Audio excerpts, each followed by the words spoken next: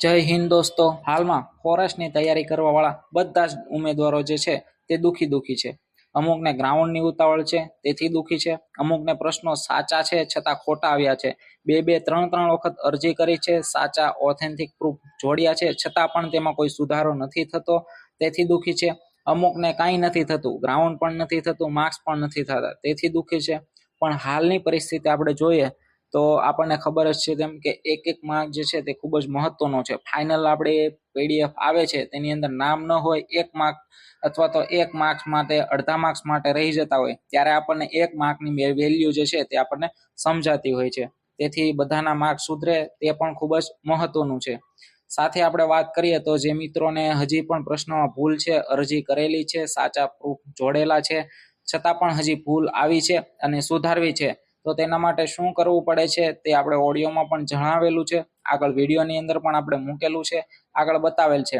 કદાચ ઓનલાઈન તો સુધારો શક્ય નથી અને આગળ ઓનલાઈન ખોલે ફરીથી અરજી કરવા માટે, સુધારો કરવા માટે તો વાત અલગ છે, પણ હાલમાં ઓફલાઈન કરી શકાશે જે આગળ જણાવેલ છે આપણે.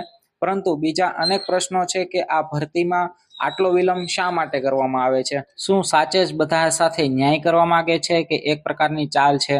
કંઈ સમજાતું નથી હાલમાં તો. પરંતુ આપણે જોઈએ તો ફેબ્રુઆરીની અંદર લેખિત પરીક્ષા છે તે સંપૂર્ણ પૂરી થઈ ગઈ અને આજે 90 જેટલા દિવસ થઈ ગયા, એટલે કે 3 મહિના પણ વીતી ગયા છતાં હજી આન્સર કી જે છે તે બરાબર સાચી નથી આપી શકતા. અને એ પણ કોણ? કે આઈએસ અધિકારીઓ. આપણી જેવા તૈયારી કરવા વાળા અથવા કોઈ આલતુ પાલતુ લોક નથી, આઈએસ અધિકારીઓ છે.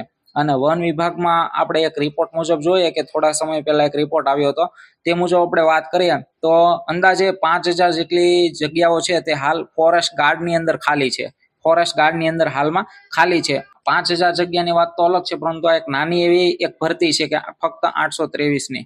તો 823ની નાની એવી જગ્યાઓ ભરવામાં પણ આ જે ક્લાસ 1-2 અધિકારીઓ જે છે તે લોચા મારે છે. તો આ કેમ માનવું આપણે? તો આ જોતા તો એવું લાગે છે કે ભરતી કરવાની કદાચ દાનત જ નથી. આગળ આપણે આ જે ફોટો આપણને સ્ક્રીન ઉપર દેખાય છે તેના ઉપરથી તો આપણને એવું લાગે છે કે સાહેબનો એક ઓડિયો પણ આવ્યો હતો. તો ગ્રુપમાં બધા નંબર નાખી દે, એને તમે સતત ફોન કરો. એ ગણપો જેને હું કહું છું એ માનતો નથી. તો ઓડિયો પણ આપણે આગળ લાસ્ટમાં મૂકેલો છે, તે ખાસ આપણે સાંભળી લેશું. તો આ ફોટા ઉપરથી અથવા ઓડિયો પરથી તો આપણને કંઈક આ ફોટામાં છે એવું જ લાગે છે કે જાણે કે સાહેબ જે હોય તે એક મજૂર હોય અને ઓલી કંપની જે વાળા છે, પ્રાઇવેટ કંપની વાળા, એ મોટા અધિકારીઓ હોય એવું લાગે છે. આપણને તો કંઈ સમજાતું નથી કે આ શું ચાલે છે. આગળ જે ઓડિયો આપેલો છે તે સંપૂર્ણ પ્રમાણે પણ જે છે તે તમે સાંભળી લેજો.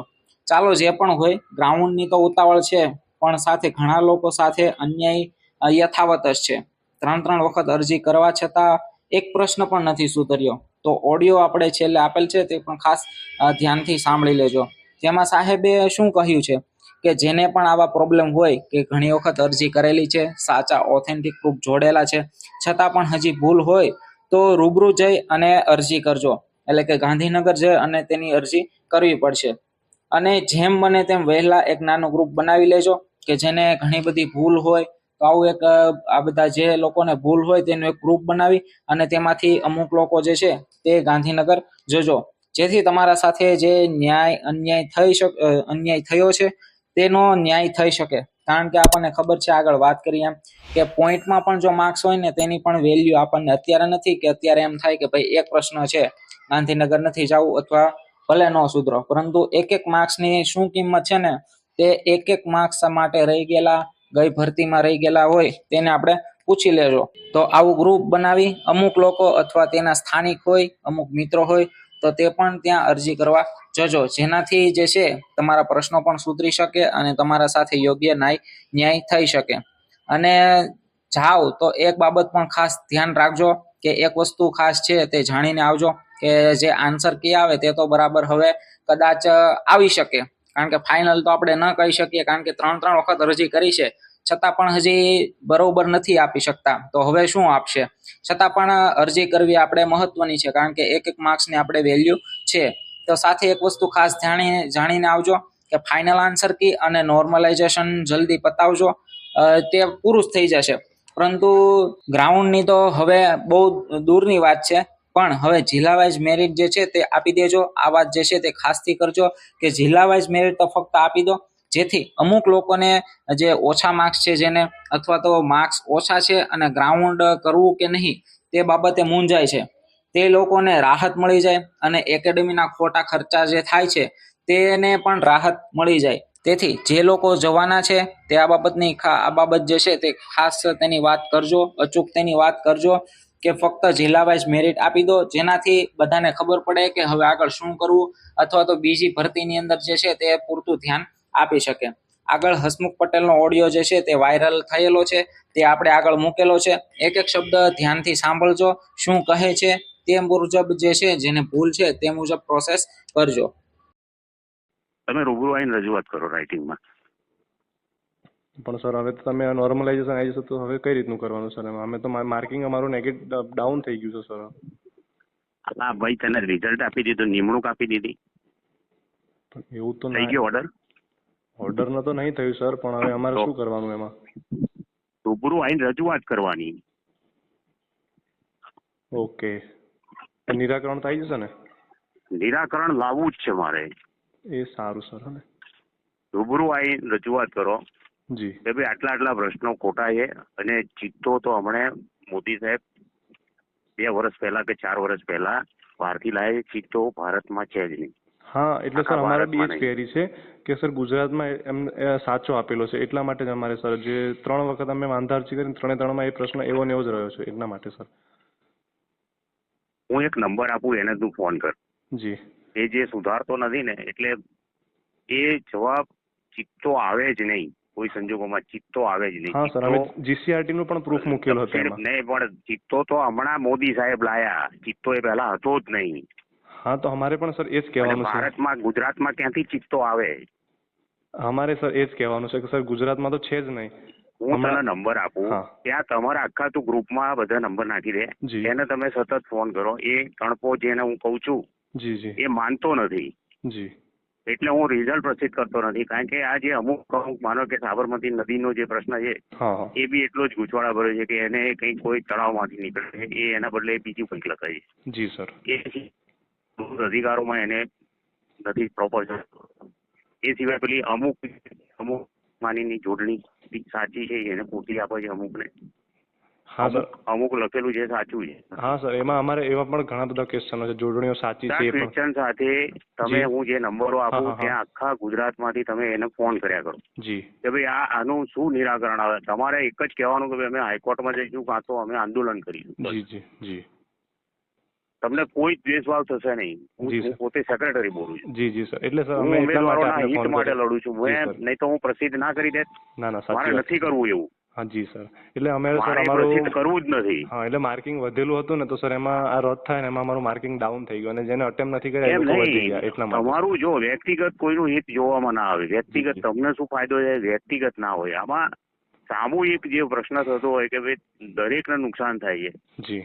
એક વ્યક્તિને નુકસાન થાય તો ચલાવી જ ના લેવાય, એક બી વ્યક્તિને ચલાવાય નહીં. પણ અમુક છોકરાઓને એવું હશે કે એને એ વસ્તુ લખી હશે ને ખોટી હશે ને સાચી પડતી હશે, ના બોલતો હોય. જી જી, એવું બહુ થયું છે સર. ના, પણ ચિત્તો તો આવે જ નહીં દુનિયામાં, એ સાબિત કરીને બતાવે. હા હા, એટલે અમારો પણ કહેવાનો એ જ ક્વેશ્ચન હતો સર. તમે જે મને મોકલ્યું છે ને, આમાં કેવું હોય કે પેપરો અમે ના કાઢતા, એ પેપર બીજી કંપની કાઢતી હોય. જી જી. અને કંપની દ્વારા જ આ બધું થતું હોય. બરાબર છે. હવે એને મેં 50 વાર કીધું કે ભાઈ તું સુધારી દે, મેં ઈમેલ કર્યા, કાગળ પત્રો લખ્યા છે, એને ફોન કરું છું, સાંભળતો જ નથી, વાત જ સાંભળતો નથી. જી બરાબર. એની મનમાની કરે છે. બરાબર છે. એટલે સર એટલા માટે તમારે તમે જો રૂબરૂ આવી શકતા હોય તો રૂબરૂ આવીને રજૂઆત કરો, અને તો હું તમને નંબરો આપું, તમે એના પર ફોન કરો. સુધારી દે. આપને નંબર પણ અમને આપી શકો છો. તમે એક સાથે છે ને 5-6 છોકરાઓ આવો, બધાની જરૂર નથી. જી જી. 5-6 આવો, અને પ્રશ્નો ખાસા બધા છે. મને વોટ્સઅપ પરથી ઘણા બધા પ્રશ્નો આવ્યા છે. જી સર. અને એના લીધે મારે કરવું જ પડશે આ. જી સર. સુધાર્યા વિનાનું રિઝલ્ટ આપવું નકામું છે. જી સર. એટલે અમારે સર મહેનત હતી ને એના કારણે સર થોડું એમાં શું થાય છે કે અમુક જણને 40 માર્ક 40% જ ના થાય તો પછી એ તો અંદર જ નહીં આવી શકે. હા સર, એટલે અમે સર 92 હતા અને હવે ડાયરેક્ટ ઘટીને સર છે ને 78 પર આવી ગયા. એના કારણે 78 થાય એટલે 80 માર્ક જોઈએ, તમે બહાર નીકળી ગયા. હા, એટલા માટે સર વારે ઘડીએ લડી જ લેવું છે. આ નોકરીનો સવાલ છે, જિંદગીનો સવાલ છે, કોઈ પણ સંજોગોમાં છોડાય. હું એટલો પકડી રાખી રિઝલ્ટ કેટલું બધું પ્રેશર છે કે ભાઈ જલ્દી કરો જલ્દી, હું નથી કરતો કારણ કે જ્યાં સુધી ના સુધરે ત્યાં સુધી નહીં થાય. સર એમાં જેના વધી ગયા છે ને એ લોકો સર કોઈને સપોર્ટ કરવા માંગતા વધી ગયા છે નથી એ લોકો તો કઈ લાગી ગયા છે એવું નહીં, વધી ગયા છે એ લોકો દોડમાં નીકળી જવાના છે એવું બી નથી કે નંબર લાગી જશે, પણ જે ખરેખર દોડી શકે એવો છે ને જેને 78 થઈ જાય તો એ બિચારો બહાર નીકળી જાય. એમાં 40 થી નીચે તો કોઈ સંજોગોમાં જવાનું નથી સર એના કારણે. એટલે આપણે જેને 70-75 થતા હોય એ કદાચ આમાં આવી બી જાય. આપણે આજે ઉઠાપો કરી આપણે ખોટી રીતે વાત નથી, જેનું થતું હોય એનું જ થશે. જી સર સાચી વાત. જેને 4 સવાલ સાચા થવાથી જો માર્ક વધતા હશે વધશે ને ઘટતા હશે ને ઘટશે, એનાથી કોઈ ફેર પડતો નથી. એકદમ પારદર્શક રહેવું જોઈએ. જી સર એટલે આમાં અમારા જે એટલે તમે છે ને હું તમને કહી દઉં, તમે અહીંયા આવો. જી સર. તમે ક્યાં છોટાઉદેપુર બીજા અહીંના લોકલ છોકરાઓ નથી તમારા? લોકલ સર પેલા જે અમે ગ્રુપ બનાવ્યું છે એમાં બધા લોકલ છોકરાઓ છે સર. તમે ગ્રુપમાં મેસેજ નાખો ને કે આજે 4 વાગે બધા અહીં આવવું છે અને વન વિભાગે રજૂઆત કર્યું છે. સારું. વન વિભાગના એફકે સામે જેમને પ્રોબ્લેમ છે એને એ સચિવ 4 વાગે મળશે. એવું ના સચિવે કહ્યું છે 4 વાગે આવો એવી હું, પણ તમે ગ્રુપમાં એવું એક મેસેજ કરો કે ભાઈ હું 4 વાગે અવેલેબલ છું. એમને કહો કે 4 થી 5 ગમે ત્યારે આવે. જી જી જી. 4 થી 5 ગમે ત્યારે, અને જો આજે નથી અનુકૂળ આવતું તો કાલે આવો. તમે મને એ નક્કી કહો તો પછી એવી રીતે હું મારું નક્કી કરું. જી સર. તો આપને હું સર થોડું ચર્ચા કરીને આપને તમે ચર્ચા કરી, અને હું તમને બોલાવું છું એવી રીતે નહીં, તમે તમારે રજૂઆત કરવી જ જોઈએ. એવું નથી અમે કરી છે કે સર 1-2 દિવસમાં ગાંધીનગર આ નોર્મલાઇઝેશન થાય એની પહેલા ગાંધીનગર જઈને આપણે ચર્ચા કરીશું. નોર્મલાઇઝેશન નહીં થાય ત્યાં સુધી પેપરની આન્સર શીટ ત્યાં સુધી નોર્મલાઇઝેશન ના થાય. બરાબર છે સર. અમે એ ચર્ચા કરી છે કે 1-2 દિવસમાં પહેલા હું આગળ જ નહીં વધવાનો, હું નોર્મલાઇઝેશન કરવા માંગતો જ નથી. જી જી જી સર. પહેલા આ ક્વેશ્ચનનું સોલ્યુશન લાવવું પડે. બરાબર છે. ત્યાં સુધી સાઈડ પરથી લો ને યાર, તમે ખબર નહીં પડતી તમને.